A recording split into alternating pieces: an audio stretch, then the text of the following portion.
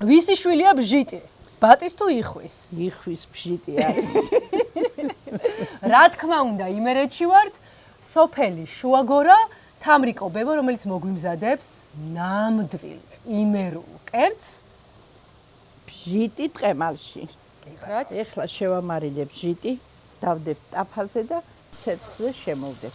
ბჟიტი იწვება, ტყემალი იცხრილება. დაწყებითების მასალებელი ვიყავ სკოლაში, ჩემი უღლესთან ერთად მუშაობ წლების მანძილს.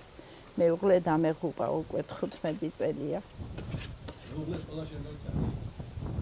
ჩემი მასალებელი იყო სხვათაში. ვაიმე, სიყვარულის ისტორია. დირექტორი იყო და გააბრიყვა ჩემი ახალგაზრდები. მეც ნუ ვარ მალაპარაკე. მოიცა, ეხლა ცოტა უნდა ჩავუღრმავდეთ. ესე იგი თქვენ იყავით პედაგოგი, დაწყებითები, დირექტორი იყო თქვენი აწყვე მომავალი მეუღლე. არა, მე მოსწავლე ვიყავი ჯერ. იტუ, აბა რამდენი წელს გათხოვდი?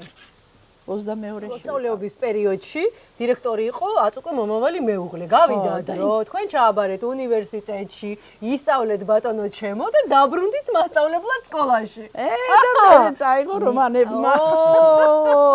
ჩვენ ვიმყოფებით ლილვაშვილების მამულში. კი ბატონო.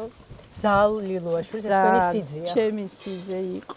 დიახ. და მათი აგრძელებს დანატოვარს, ხო? დანატოვარს აგრძელებს ნამდვილად. და რა ქონი გაუშვა ვიჯოს?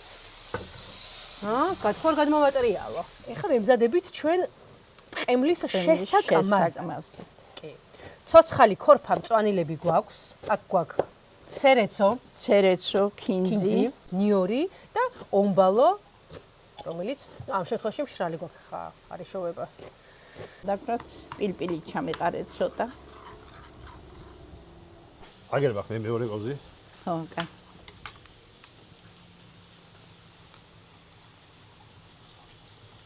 მაინც ტრადიციული ფრაზა აქვს. ტყემალს ომბალო აკლია. აკლია. არა, რომ წქონდეს მაინც უნდა თქვა რა, ესეთი ტრადიციული შაქარიც უნდა. და უნდა, ხო. შაქარი გავუკეთეთ, ძალიან მჟავე იყო. ომბალო გავუკეთოთ ახლა. ბჟიტიც შეიწვა, ტყემალიც მომზადდა. რა კლია ახლა? ცხელი ნეშოიანი მჭადები. შვენიერი. აი, ახლა ჩავაწყოთ ბჟიტი ტყემალში.